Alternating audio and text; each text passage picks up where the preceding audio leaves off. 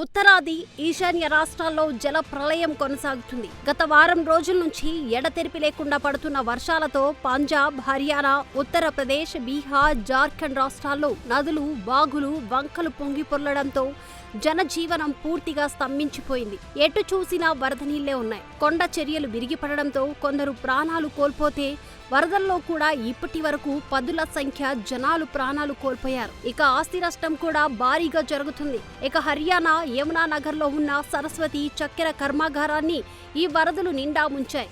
ఆసియాలోనే అతిపెద్ద షుగర్ మిల్గా దీనికి పేరుంది. అయితే గత రాత్రి కురిసిన భారీ వర్షానికి మిల్లులోకి భారీగా వర్షపు నీరు చేరింది. దీంతో అందులో స్టోర్ చేసిన పంచదార అంతా నీటిలో కరిగి కొట్టుకుపోయింది.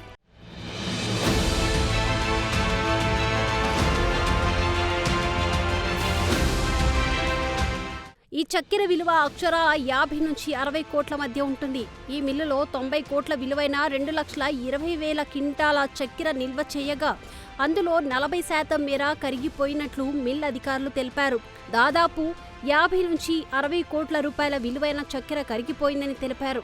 ఇక నిన్న రాత్రి భారీ వర్షం కురియడంతో అర్ధరాత్రి సమయంలో మిల్ ఆవరణంలోకి వరద ప్రవేశిస్తుందని సిబ్బంది యాజమాన్యాన్ని అలర్ట్ చేసిందని సరస్వతి చక్కెర కర్మాగారం జనరల్ మేనేజర్ రాజు మిశ్రా అన్నారు. అయితే మున్సిపల్ కార్పొరేషన్ డ్రైన్ మిల్లు వెనుక నుంచే వెళుతుందని కూడా, అలాగే ఆక్రమణ కారణంగా డ్రైన్ మూసుకుపోయి వరద నీరంతా మిల్లులోకి చేరిందని ఆయన వాపోయారు.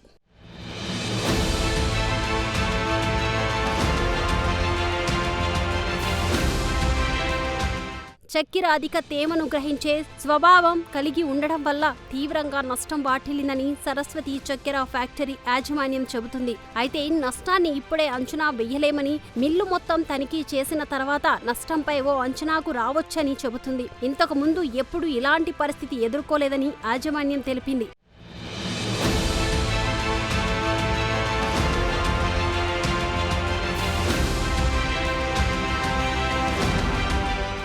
ఇక ఉత్తరాఖండ్లోనూ వర్షాల కారణంగా పరిస్థితులు దారుణంగా ఉన్నాయి. అలకనంద, గంగా, భగీరథి, గంగానది పరివాహక ప్రాంతాల్లో గత కొన్ని రోజులుగా భారీ వర్షాలు కురుస్తున్నాయి. దీంతో ఉత్తరాఖండ్లో ఈ సమయంలో కీలకమైన చార్ధామ్ యాత్రకు తాత్కాలికంగా బ్రేక్ పడింది. వర్షాలు తగ్గుముఖం పట్టే వరకు అత్యవసర వాహనాలకు తప్పించి ప్రయాణికులు వెళ్లే వాహనాలను అనుమతించడం లేదు.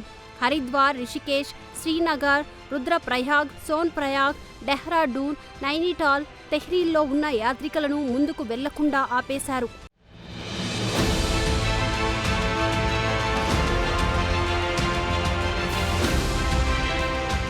ముఖ్యంగా ఉత్తరాఖండ్లోని ఉత్తరకాశీ జిల్లాలో కుంభవృష్టి కారణంగా యమునోత్రి జాతీయ రహదారిలోని సిలాయ్ బైండ్లో నిన్న కొండ చర్యలు విరిగిపడ్డాయి.